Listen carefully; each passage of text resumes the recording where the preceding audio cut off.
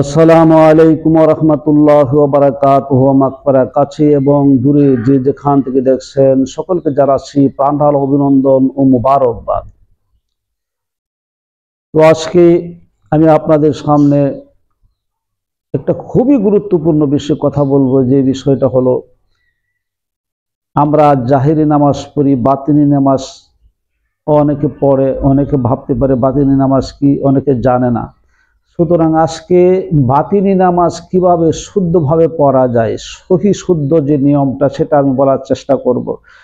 আমরা আল্লাহ রাব্বুল আলামিন নামাজের কথা কোরআনুল কারীমের মধ্যে অসংখ্য জায়গায় বলেছেন, ৮২ বার নামাজের কথা বলেছেন, এবং ওই নামাজটা ৮২ বার বলেছেন, এবং কোরআনে আবার জিকিরের কথা ৩২২ বার বলেছেন।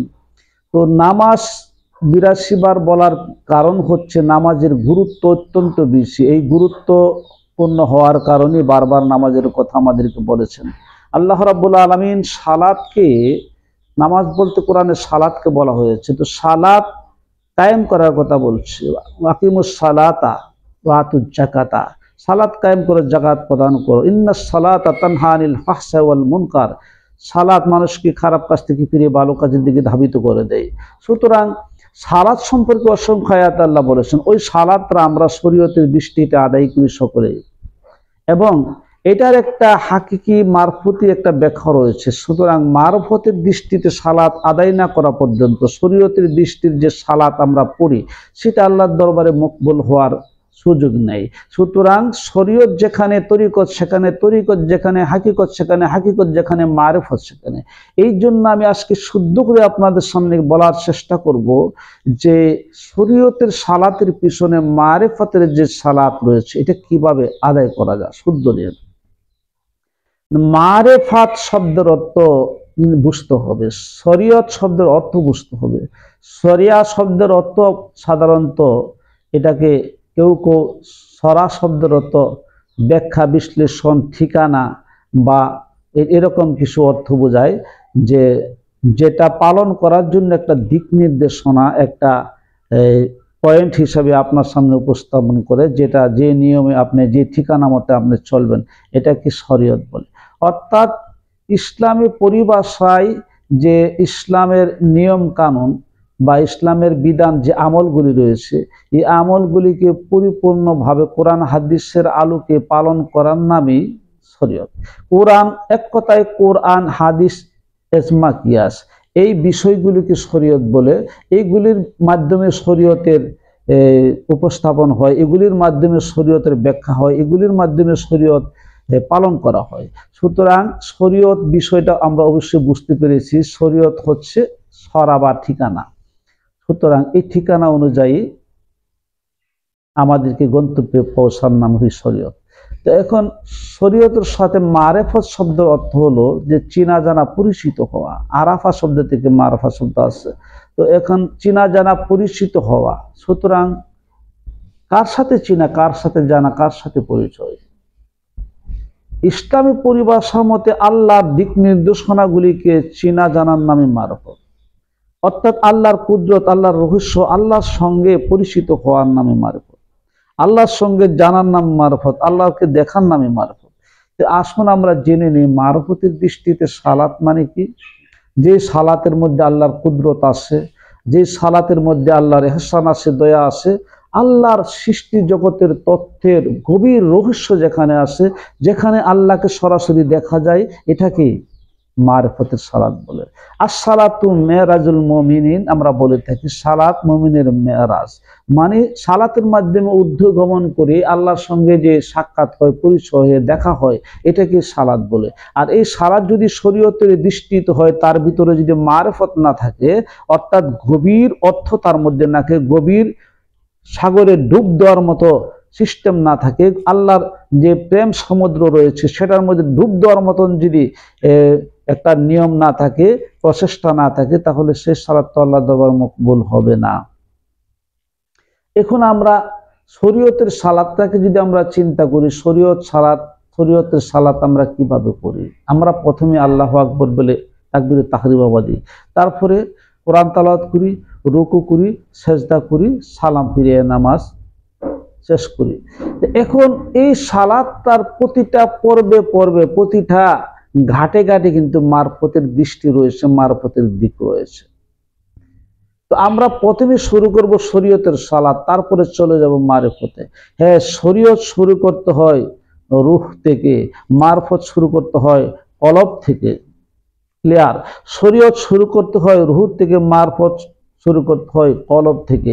কলবের জ্ঞান যেটা ইলমুল কলব, সেটা যদি না জানা থাকে তো মারফতের নামাজ পড়া যায় না। এই জন্য এলেমও দুই প্রকার, একটা ইলমুল লিসান, ইলমুল কলব।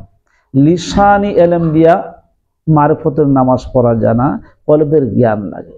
তো নামাজ শুরু হয়, নামাজ সালাত শব্দের অর্থ জিকির, সালাত শব্দের অর্থ জিকির, রহমত, বরকত, ইস্তেগফার, মাগফিরাত, অনেক অর্থ আছে। তো আমরা ধরে নেব সবচেয়ে উৎকৃষ্ট অর্থ যেটা, সেটা হচ্ছে জিকির, আল্লাহর জিকির, আল্লাহর স্মরণ। সুতরাং আল্লাহকে স্মরণ করার জন্য, আল্লাহর ধ্যানে নিমগ্ন হওয়ার জন্য সালাত আমরা পড়ি। তো সালাত শরীয়তের দৃষ্টিতে আমরা শুরু করি আল্লাহু আকবার বলে তাকবীরে তাহরিমা বাদে। এর পূর্বে আমরা পবিত্রতা অবলম্বন করি, উজু করি, গোসল করি। সুতরাং উজু, গোসল, সালাত আদায়ের জন্য একটা সিস্টেম। উজু গোসল না করলে শরীয়তের দৃষ্টিতে আপনার পবিত্রতা আসলো না। আর তরিকতের দৃষ্টিতেও মারফতের উজু রয়েছে, সেটা আমার চ্যানেলে ভিডিও আছে, দেখে নেবেন। তো মারফতের উজু করতে হবে, শরীয়তের উজু করতে হবে। করার পরে যখন আপনি নামাজে দাঁড়াবেন, তখন শরীয়তের পাশাপাশি মারফতের নামাজ শুরু হবে। এখন আমি দেখাই দিচ্ছি যে কিভাবে শরীয়তের সাথে মারফতের নামাজ শুরু হয়। আমরা প্রথমে নামাজের মশলায় দাঁড়িয়ে যখন বলি আল্লাহু আকবার তাকবীরে তাহরিমাবাদী, আল্লাহর নামের জিকির শুরু হয়ে গেল। আল্লাহর নামের জিকির একটা শুরু হলো মুখ থেকে, আর একটা শুরু হলো কলব থেকে। একটা শুরু হলো মুখ থেকে, আর একটা শুরু হলো কলব থেকে। যেই মুখ থেকে সালাতের জিকির শুরু হয়ে গেল, আল্লাহর জিকির শুরু হয়ে আল্লাহু আকবার, আমরা বললাম যে আল্লাহ মহান। আল্লাহু আকবার মানে হচ্ছে আল্লাহ মহান। তো আল্লাহ মহান শব্দটা আমরা বললাম, এটা আরবিতে আল্লাহু আকবার, বাংলাতে হলো আল্লাহ মহান বললাম। এটা জিকির শুরু হলো কলব থেকে। যদি কলব থেকে জিকির শুরু হওয়ার পরে আপনি আল্লাহর কুদরতি জগতে ভ্রমণ শুরু করলেন, সায়ের শুরু করলেন, যদি মুখ থেকে আল্লাহু আকবার শব্দটা বের হয়, আল্লাহ মহান কথাটা বের হয়, তাহলে মারফতের সালাত হবে না, এটা শরীয়তের সালাত হবে। মারফতের সালাত, শরীয়তের সালাতের সাথে সাথে কলব থেকে যখন জিকির শুরু হবে, তখন মারফতের সালাত হবে। সুতরাং আমি বললাম আল্লাহ মহান, আল্লাহু আকবার, আল্লাহ মহান, সাথে সাথে কলব থেকে জিকির শুরু হয়ে গেল যে আল্লাহ মহান। কলব থেকে জিকির শুরু হওয়ার পরে সূরা শুরু করলাম, কোরআন তেলাওয়াত শুরু করলাম। যেই মাত্র রুকুতে গেলাম, তখন আমরা পড়লাম সুবহান রাব্বিয়াল আযীম, সুবহান রাব্বিয়াল আযীম, সুবহান রাব্বিয়াল আযীম। এখানে আমরা পড়লাম যে সমস্ত প্রশংসা মহান আজিম রবের, সমস্ত প্রশংসা মহান রবের, অর্থাৎ মহান রব সমস্ত প্রশংসার দাবিদার, মহান প্রভুর। এখানে আমরা কি বললাম যে আল্লাহ যে মহান, এটাকে আবারও স্বীকার করলাম রুকুতে যাওয়ার পর। কারণ এর আগে আমরা কোরআন তেলাওয়াত করেছি, কোরআন তেলাওয়াতের মধ্যে আল্লাহর প্রশংসা কীর্তি পেয়েছি।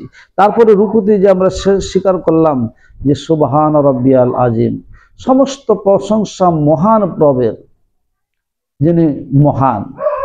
এখন অতি মহান, প্রথম বলেছিলাম আল্লাহু আকবার, তিনি মহান। এখন আছে আজিম, বড় মহান, অতি মহান। তো অতি মহান যে প্রশংসাটা আল্লাহ স্বীকার করলাম, এটা কোথা থেকে আসলো? যখন কলব থেকে জিকির হলো আল্লাহ মহান, তারপর কলব থেকে এই জিকির শুরু হয়ে রুহুতে বাড়ি দিল, রুহুয়ে বলল কলবে হলো জিকির আর রুহুতে হলো ফিকির, কলবে করে জিকির, রুহুতে করে ফিকির। সুতরাং জিকির হলো আল্লাহ মহান, ফিকির শুরু হয়ে গেল আল্লাহ কিভাবে মহান, রুহুর থেকে ফিকির শুরু হয়ে গেল, চিন্তা গবেষণা শুরু হয়ে গেল যে কিভাবে আল্লাহ মহান। তখন আমরা খুঁজে পেলাম, হ্যাঁ আল্লাহ তো মহান হবেই, কারণ আল্লাহ ফল সৃষ্টি করছে, আসমান জমিন সব সৃষ্টি করছে, গাছের মধ্যে ডালিম সৃষ্টি করছে, গাছের মধ্যে ডাব সৃষ্টি করছে, ডাবের ভিতরে সুমিষ্ট পানি, ডালিমের ভিতরে সুমিষ্ট রস, কমলার ভিতরে সুমিষ্ট রস। এইভাবে যখন আল্লাহর কুদরত নিয়ে চিন্তা শুরু করলো, রুহু থেকে ফিকির শুরু হয়ে গেল। তখন শায়েরে এই যে বুকের করা বরাবর শের আছে, শেরে তাকে বান্দাকে ভ্রমণ করিয়ে দিবে। আরে তুমি ঘুরে ঘুরে দেখো না আল্লাহর সৃষ্টি জগৎ, ঘুরে ঘুরে দেখো না আল্লাহ যে কত মহান, তুমি সেটা ঘুরে ঘুরে দেখো। যখন আল্লাহর কুদরতি জগতে যখন সে ভ্রমণ করা শুরু করে দিবে, ভ্রমণ করার পরে আল্লাহর কুদরতি মহত্ব যখন তার ভিতরে জারি হয়ে যাবে, সে যখন বুঝতে পারবে যে আল্লাহ মহান মহান মহান, তখন সে রুকুতে যাবে, রুকুতে গিয়ে বলবে যে আল্লাহ তুমি তো অতি মহান, সুবহানাল্লাহ বিহামদিহি। তখন সে বলবে আল্লাহ তুমি তো অতি মহান। শরীয়তের নামাজ আর মারফতের নামাজে ব্যবধান আছে কিনা? মারফতের নামাজে কি কল্পনা করা হয়, কি চিন্তা করা হয়, একটু বুঝতে পারছেন তো? তো সে রুকুতে গিয়ে বলবা সমস্ত প্রশংসা অতি অতি মহান রবের, অতি মহান রবের, বড় খোদার, বড় রবের এ প্রশংসা করলো। তারপরে যখন সে সেজদায় গেল, সেজদায় গিয়ে বলল, তখন তার শের যখন তার ভ্রমণ করাই দিল, ভ্রমণ করাই দেওয়ার পরে যখন সে আল্লাহ কুদরতি জগৎ বুঝতে পারলো, চিনতে পারলো, কুদরত জানতে পারলো, তখন খফিতে যায়া, তার পেশানিতে খফিতে যায়া তখন সে চিন্তা করলো ঠিকই তো, আল্লাহ চাইতে তো মহান কেহ নাই। তখন সে সেজদায় গেল, সেজদায় গিয়ে বলল যে আল্লাহ তুমি তো শুধু মহান না, তুমি তো শুধু অতি মহান না, অত মহানেরও মহান, রাজারও রাজা, বাদশারও বাদশাহ, তোমার সাথে মহান আর কেহ নাই।